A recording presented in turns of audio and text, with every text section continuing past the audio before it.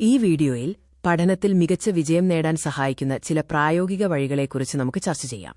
ഓർമ്മശക്തി എന്നാൽ വിവരങ്ങൾ സ്വീകരിക്കാനും തലച്ചോറിൽ സൂക്ഷിക്കാനും ആവശ്യമുള്ളപ്പോൾ വീണ്ടെടുക്കാനുമുള്ള നമ്മുടെ കഴിവാണ്. ആക്റ്റീവ് റീകോൾ എന്നത് പഠിച്ച ശേഷം പുസ്തകം അടച്ചുവെച്ച് ഓർത്തെടുക്കുന്ന രീതിയാണ്.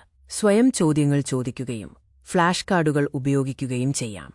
വിസ്മൃതിരേഖ ദ ഫൊഗെറ്റിംഗ് കർവ് കാണിക്കുന്നത് ആവർത്തിച്ചുള്ള പഠനമില്ലെങ്കിൽ 24 മണിക്കൂറിനുള്ളിൽ നമ്മൾ പഠിച്ചതിന്റെ ഭൂരിഭാഗവും മറന്നുപോകുന്നുവെന്നാണ്.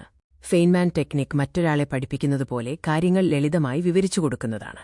സങ്കീർണമായ വാക്കുകൾ ഒഴിവാക്കുക, ബുദ്ധിമുട്ടുള്ള ഭാഗങ്ങൾ വീണ്ടും പഠിക്കുക.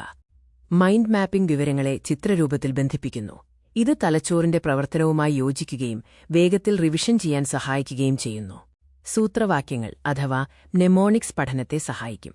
ഇതിൽ അക്രോണിമുകൾ, ഉദാഹരണം വിബ്ജോർ, പാട്ടുകൾ, ചിത്രീകരണ രീതികൾ, ചെയിൻ ലിങ്കിംഗ് എന്നിവ ഉൾപ്പെടുന്നു. പോമോഡോറോ രീതി ഏകാഗ്രത നിലനിർത്താൻ സഹായിക്കുന്ന ഒരു സമയക്രമീകരണ രീതിയാണ്. 25 മിനിറ്റ് പഠനം, തുടർന്ന് 5 മിനിറ്റ് വിശ്രമം എന്നതാണ് ഇതിന്റെ രീതി. ആരോഗ്യകരമായ ശീലങ്ങൾ ഓർമ്മശക്തിക്ക് അത്യാവശ്യമാണ്.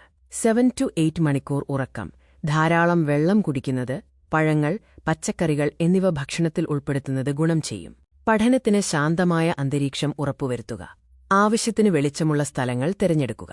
മൊബൈൽ ഫോൺ പോലുള്ള തടസ്സങ്ങൾ ഒഴിവാക്കുക. പഠനരീതികളുടെ സംഗ്രഹം. ആക്റ്റീവ് റീകോൾ പെട്ടെന്ന് ഓർത്തെടുക്കാൻ സഹായിക്കുന്നു. സ്പേസ്ഡ് റിപ്പറ്റീഷൻ ദീർഘകാലം ഓർമ്മിക്കാൻ സഹായിക്കും. മൈൻഡ് മാപ്പിംഗ് വ്യക്തത നൽകുന്നു. പോമോഡോറോ ഏകാഗ്രത വർദ്ധിപ്പിക്കുന്നു.